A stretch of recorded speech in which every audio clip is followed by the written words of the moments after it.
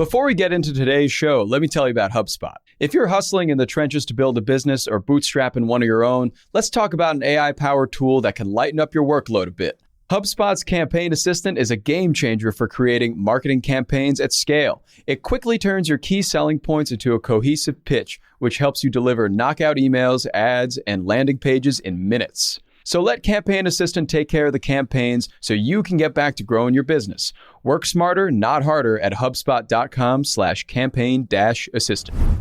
What's up, everyone? It's Wednesday, August 10th. I'm Zachary Crockett. I'm here with Rob Litterst, and this is the Hustle Daily Show.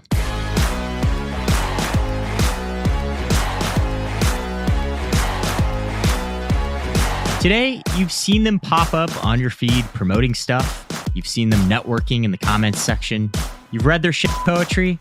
And today, we are talking about LinkedIn influencers, or I guess linked influencers, if you will. But we're talking about a specific breed of influencers on the platform, people in the B2B or business-to-business space. Rob's going to break that all down for us, but first, the news. President Biden signed the $280 billion CHIPS and Science Act into law this week, which includes $52 billion for U.S. semiconductor production. It's a very well-needed boost.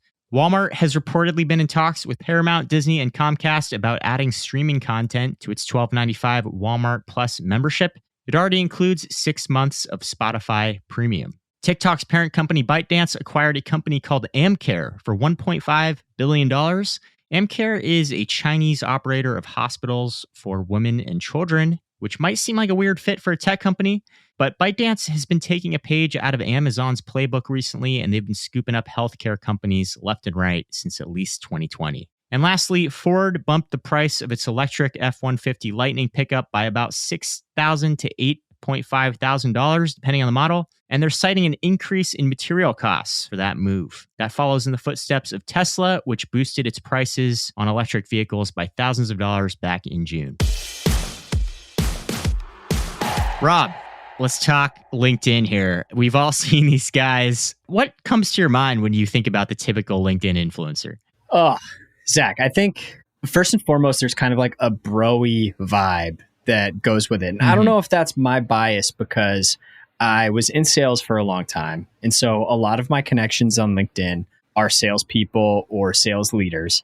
And I think especially in tech sales, you end up finding a lot of sales bros that are posting just really, really weird stuff about being at work and about their company and about hiring. You and I were talking earlier about broetry. And for the uninformed, broetry is basically cringy kind of self-help post style where the writers write their stories in kind of like a string of one-line sentences that like kind of look like a deranged poem. They're very, very bizarre. And they read super weird. It'll be like, I wanted to present my best self at the interview. And then it'll like go from there and it'll just be this weird, wacky, like completely absurdist story about going on a job interview. Yeah. And it always concludes with like some really basic takeaway. Right. And that's how I learned that luck plays a role in business or something. It's just like, what? Exactly. It's so hokey and silly. And it's just so weird that it's kind of found its way into this networking platform. You know, I guess it was the natural evolution of LinkedIn to just become a new hub for a different breed of influencer. Sometimes I feel like I'm crazy reading these posts because it's like, you read it and it's like, today I learned something amazing, period. For years, I thought blah, blah, blah, period. And then it just goes on and it concludes like this very basic thing. And then everybody in the comments section is like, you are a genius, dude. You're an oracle of our times. There's so much positive, like the bros just all come in and support each other around these very basic takeaways. It is so wild. It's like the ultimate lowest common denominator content, I think. I honestly don't understand how it works, but it is like the most simple posts. I guess my question for you, Zach, are you on LinkedIn a lot? As a salesperson, I think it makes sense that I was on it a lot. I was doing a lot of prospecting, you know, getting out there, smiling and dialing. But as a journalist, I wouldn't imagine you use it too much. Yeah, you know, like LinkedIn is basically like a necessary evil for me. I actually don't really have a problem with LinkedIn. It's like a clean interface. It's nice to have your creds up, you know, if anyone wants to go look at you. But yeah, I honestly can't say I use it that much. It's kind of just something that's a reference or a footnote. If anyone wants to go check out my background or something, I don't really have to explain everything. Everything's in one place. Totally. I don't post my stories on there or participate in the commentary or anything like that. I don't use it as really a social platform. It's kind of just a digital resume. Exactly. See, that's how I've grown to start using it. But back in the day when I was more in kind of like the sales world, I was on LinkedIn a lot more, seeing posts a lot more, and just seeing what did well and not well was super, super interesting. And I guess we kind of buried the lead a bit. The big news is that LinkedIn is basically becoming a hub for B2B influencers. And that might sound absolutely ridiculous. Like, who wants to hear a B2B influencer talk about something? But it's really popping off. And there are serious reasons why. I mean, according to this Bloomberg article, the average B2B influencer contract is 10% to 20% higher than consumer influencer deals, which makes sense because you're kind of targeting businesses with much higher costs of products, I would imagine, and much higher ACV. So it makes sense if you're getting paid by, Microsoft to do this influencer content, you're probably going to get paid more than the influencer on Instagram promoting some healthy tea or something like that, And for any noobs listening, can you just kind of give us a layman's definition of what B2B is? Yeah, exactly. So B2B stands for business to business. So the big differential here between B2B influencers and consumer influencers, which is the kind of influencer that most people are familiar with. You can see them everywhere on TikTok, Instagram, all over the internet. Right. These B2B influencers are essentially using their following that they have on LinkedIn to try to guide executives at certain companies to buy specific products. And that product would be, for the company that they're working for. So say a company like Microsoft wants a company to buy Microsoft Teams. They would work with an influencer essentially to espouse the virtues of Microsoft Teams, how it'll make you more efficient. And because this influencer might have like 1 million followers on LinkedIn or something like that, that might have some impact by getting their followers to act and ultimately choose Teams over Slack. And then they get a cut of the action for making the deals happen. Exactly. And the interesting thing here, I don't really know how it works with traditional influencers, but from what I was reading here, it seems like a lot of B2B influencers don't even have to create their own content. The content kind of comes from the company and they essentially say what the company tells them to say. It's really just like, if you are a B2B influencer and you've amassed a following on a platform like LinkedIn, you have a lot of power to command a lot of money to essentially talk about specific products to your following, which is kind of why this is taking off.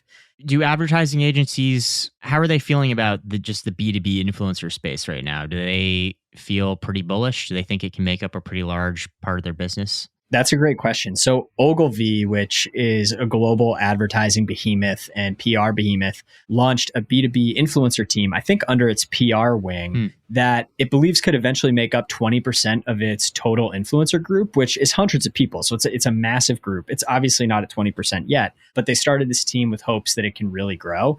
And I think that's really important too. There are less opportunities in B2B influencing than consumer, obviously, because there are a lot less influencers in B2B, and the influencers have a lot less followers than consumer influencers. Like big Instagram influencers and TikTok influencers have been around for a long time. They have really big followings. The products that they're pushing aren't as expensive as some of the things that B2B influencers are pushing, but they have these huge followings, and it's just a much more evolved market. Ogilvy's obviously making a big bet, but I know a lot of companies are kind of holding off to see how real this is and see like if this trend actually has legs, which I think is pretty smart. I mean, Ogilvy is huge, so I think they can afford to take this bet, whether it goes sideways or not.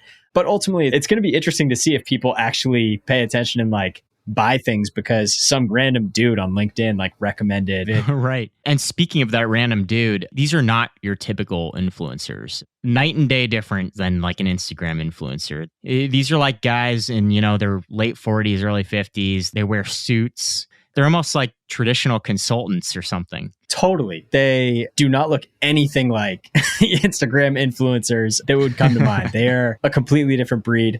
Honestly, it's a guy that you would think is just kind of spending the entire day in his office, just reading about business and educating himself on different products and then talking to his followers about that.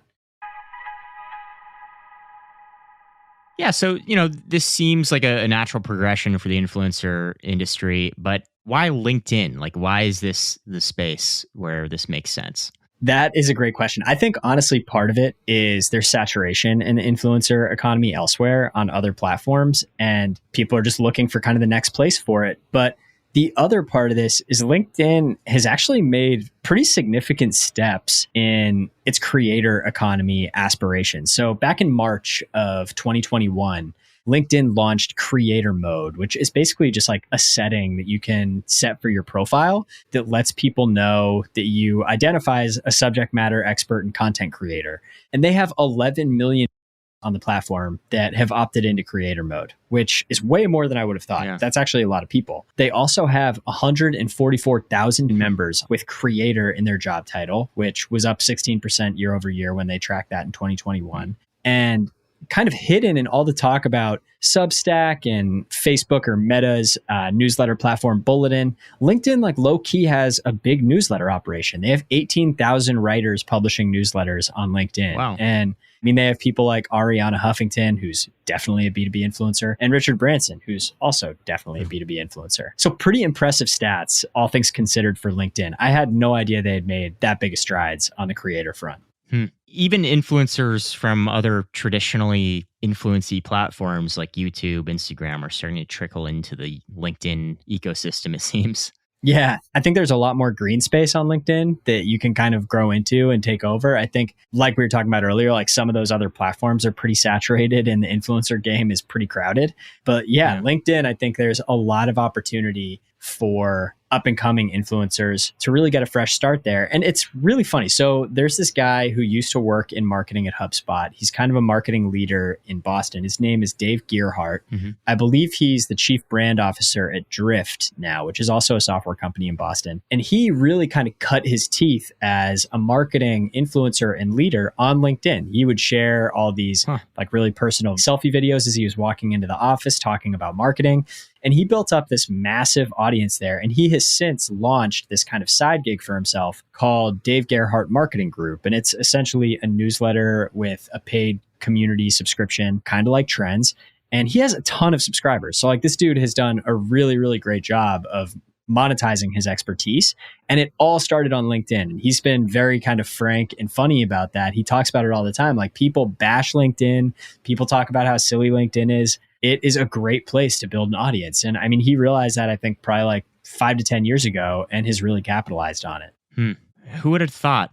Yeah. Because I don't really use the social aspects of LinkedIn, I'm not really aware that there's influence to be made on LinkedIn. I guess LinkedIn influencers, for whatever reason, have kind of become a joke or a meme in some way. On Twitter, you'll see people making fun of people who are trying to be influencers on LinkedIn.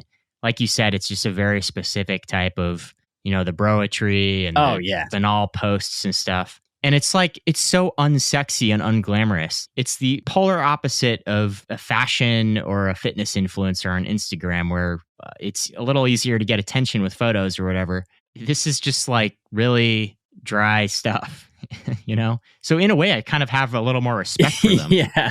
I mean, to be totally clear, they kind of deserve to get made fun of, I think, sometimes, because it is very, very silly. I mean, I think all influencers kind of to a certain degree deserve to get made fun of, but B2B influencers for sure. It's just very, very silly. But I mean, it's a big business. If you've built up this big following based on whatever it is that you do in your work life, it's a huge opportunity to capitalize on that. It really kind of had me thinking about like what drives people to purchase different software platforms, right? And in the B2B world, you obviously have like content marketing, like HubSpot really kind of helped pioneer some of that with inbound marketing back in the day and creating content that potential buyers might be interested in, search for, and then find it on HubSpot and would ultimately get into HubSpot's funnel.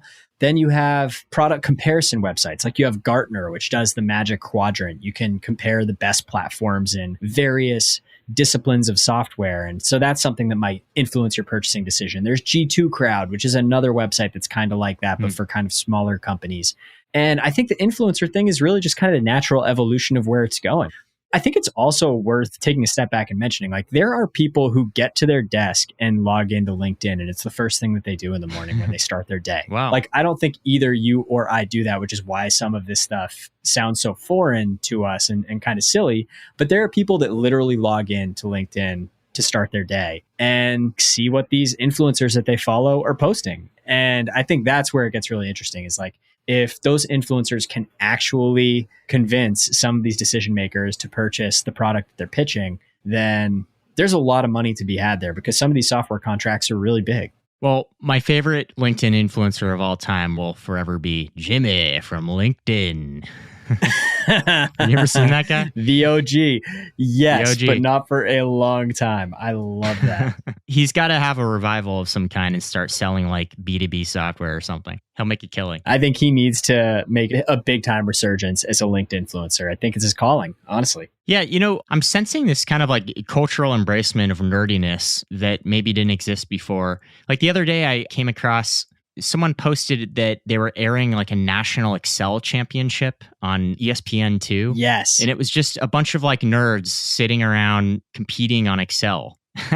But it was riveting. 100%. I got roped in and I watched like 15 minutes and I couldn't take my eyes away. And, you know, the rise of esports, you could argue, is kind of, that's something that was always seen as kind of nerdy and playing video games, but now it's a huge industry. And the kind of clashing of the influencer industry with B2B software sales kind of makes sense to me in that context. It's funny. I don't know if you know the name Packy McCormick. He's a guy who writes a newsletter called Not Boring. Mm-hmm. He's recently waded pretty far into crypto and Web3, but back in the day, he wrote kind of more generally about business a lot. And one of my favorite posts from him is called Business is the New Sports. And he was talking about just how kind of online discourse and dialogue about companies and industries and strategy had become like this kind of ground for debate and this ground for interest and this ground for fanhood. And so to your point, I think this kind of push into nerdier pursuits, like you think about like Miss Excel, who's this TikTok star who teaches people how to use Excel. And she's like a genuine influencer and makes millions of dollars doing this. Wow. And it's just interesting. Like, I think the culture has totally shifted and there's like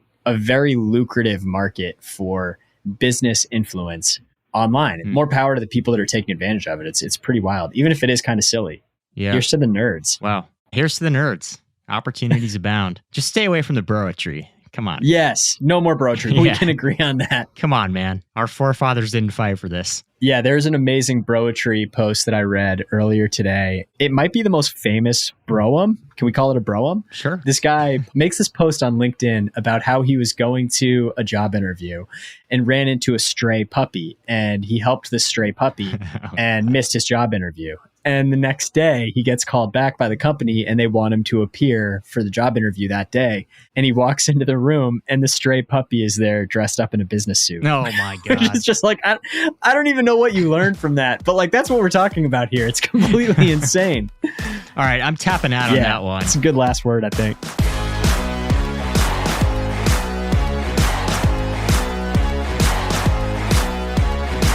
Thanks for joining us today, everyone. Thanks for tuning into the Hustle Daily Show. We're a proud part of the HubSpot Podcast Network. Our editor is Robert Hartwig. Our executive producer is Darren Clark. A lot more tech and business coverage in our newsletter. You can find it at thehustle.co. Stay safe, and we'll catch you all tomorrow.